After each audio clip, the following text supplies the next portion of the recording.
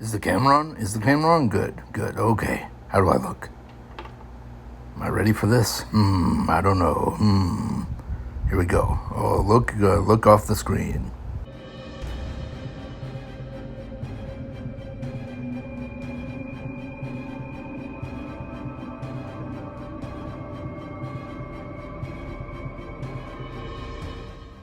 Welcome back to the channel, Book Dragons. I'm so glad that you're here with me.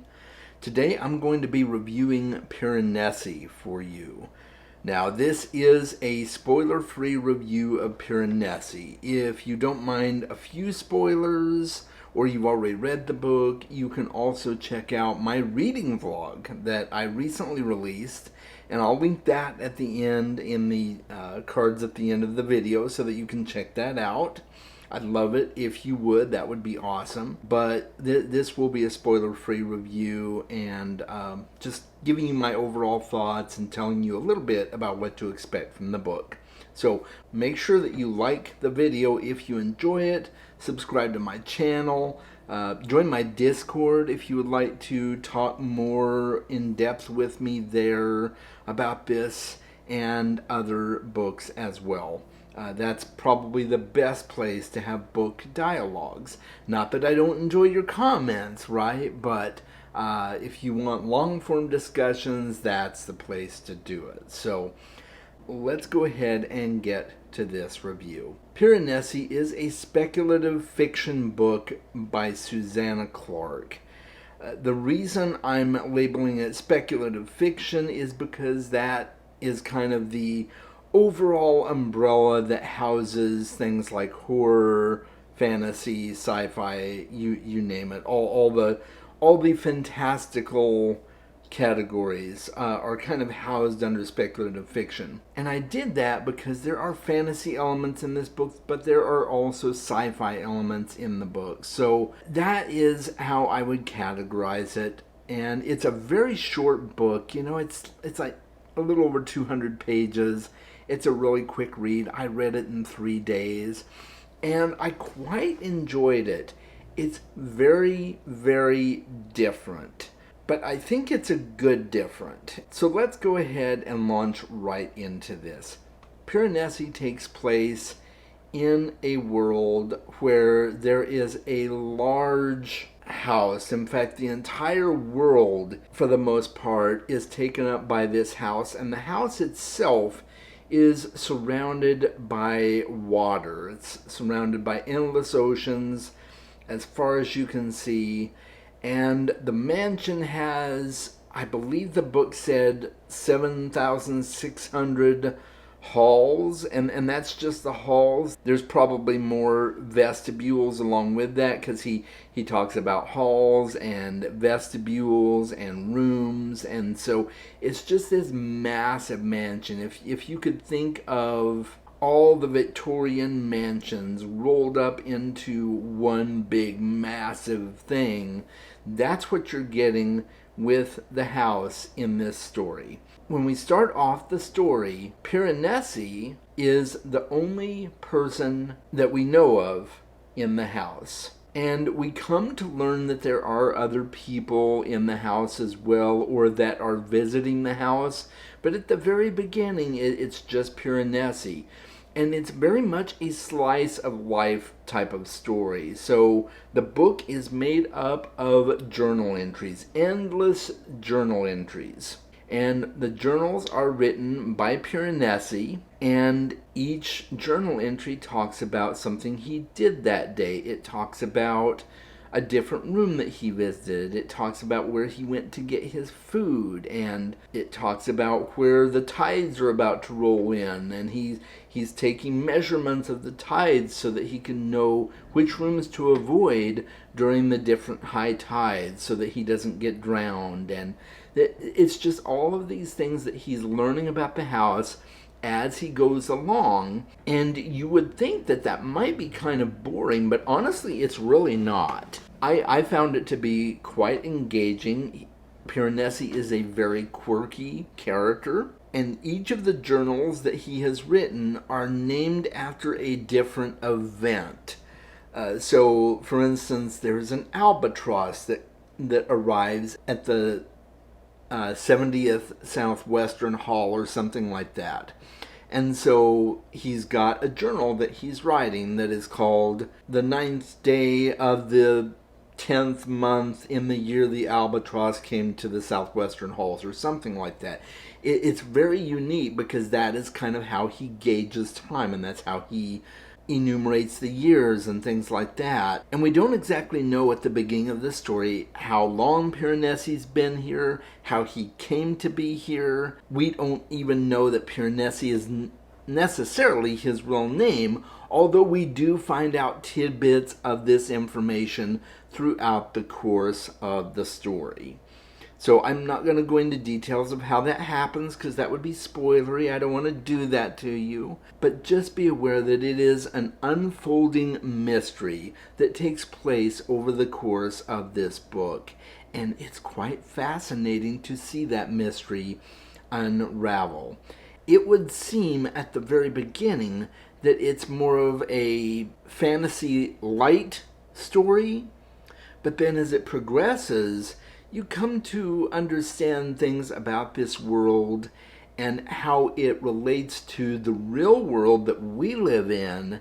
And all of a sudden this sci-fi element starts to come into play, and you start to learn about this particular thinker that created this almost cult-like group of followers that are trying to find alternate dimensions. So it's a very mind-bending story as the book goes along. There were plenty of times that I was confused, and even by the ending, I was still a little bit confused. I'm like, okay, now, how exactly did that happen, and what am I supposed to think about this? So it's definitely one of those books that you could reread and probably gain more information and new insights, new perspectives as you're rereading the story. And I will probably do that at some point because I did enjoy it enough to reread the book.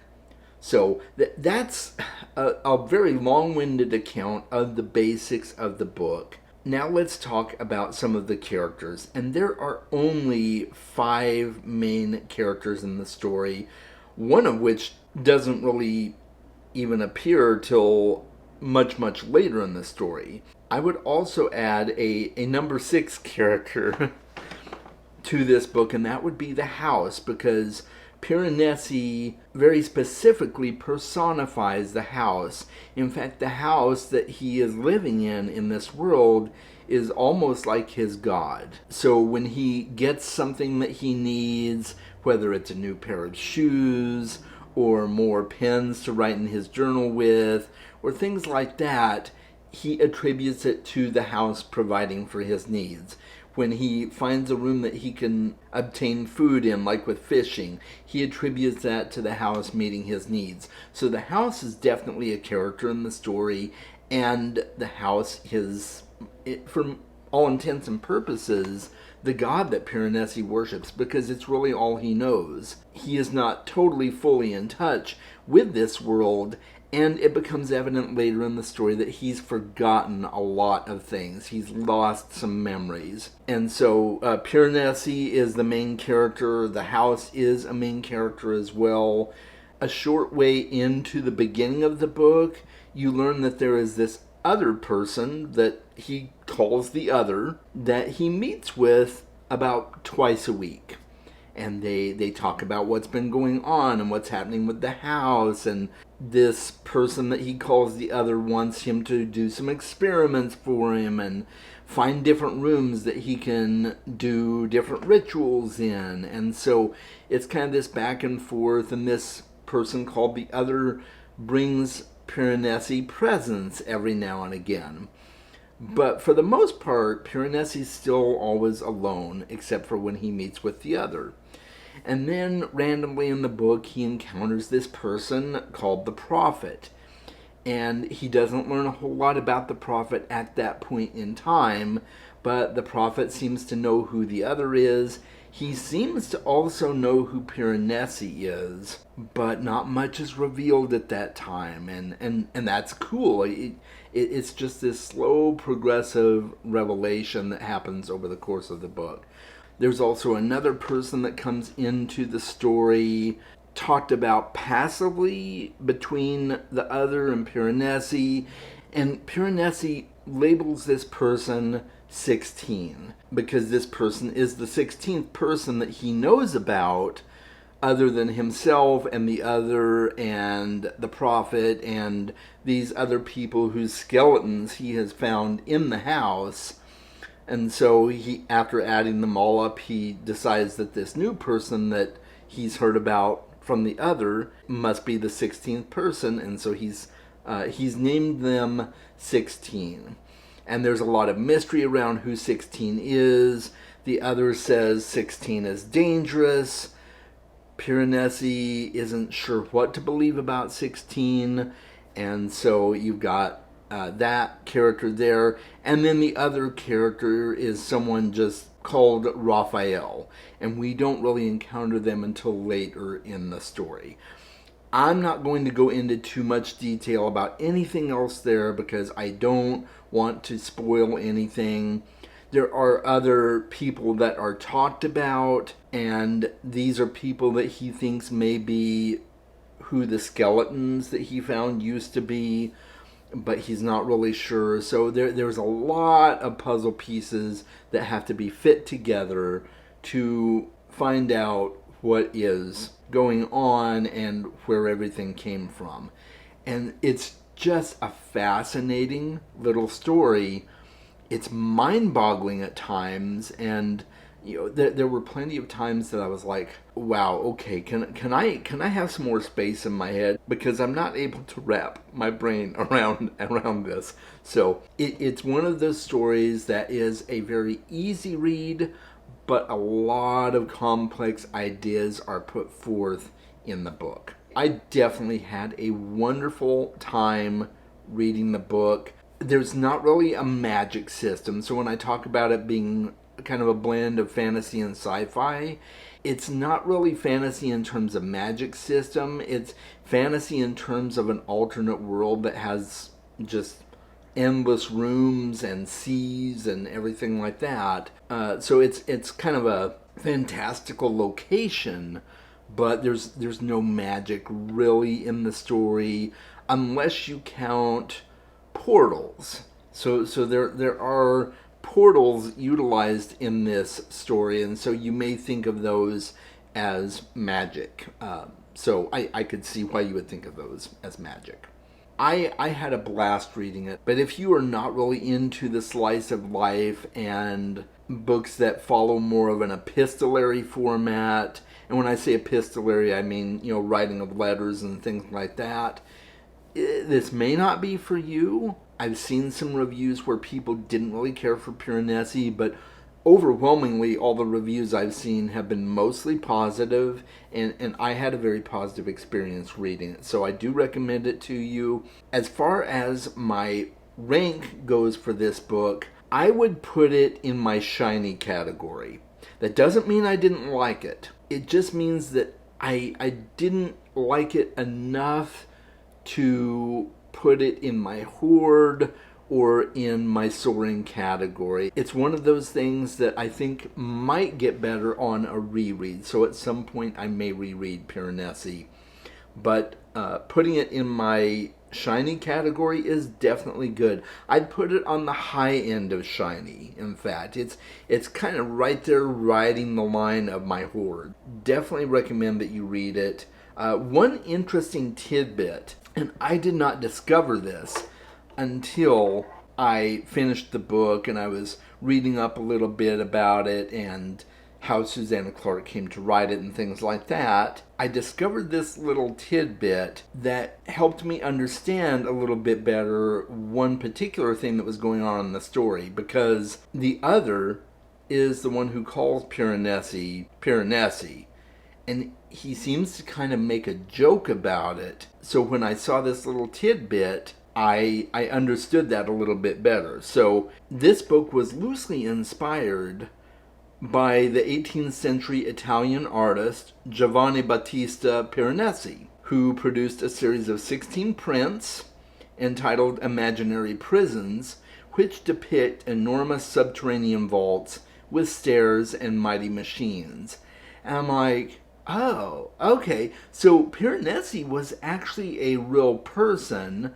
I mean, the person in this story was not a real person, but it was kind of based off of a real person, inspired by that person, and it makes a lot more sense. That kind of gave me a little bit more enjoyment of the book than I'd had already, and I already enjoyed it quite a bit, as I said. Just thought I'd throw that out there. Maybe that will intrigue you a little bit more, and the construction of the world of this world with just all these rooms and seas and stuff like that was extremely unique, and I thought very, very well done and very fascinating. So I keep rambling on. What do you think about Piranesi? Is it something that you think you would like to read? Let me know in the comments below. Did you already read the book? I'd love to know what you thought about it. Definitely hit me up in the comments. Chat with me on Discord about the book. We could have a little dialogue together. That would be awesome. And I would love to see you guys again. Until next time, make sure you read more books. We'll talk then.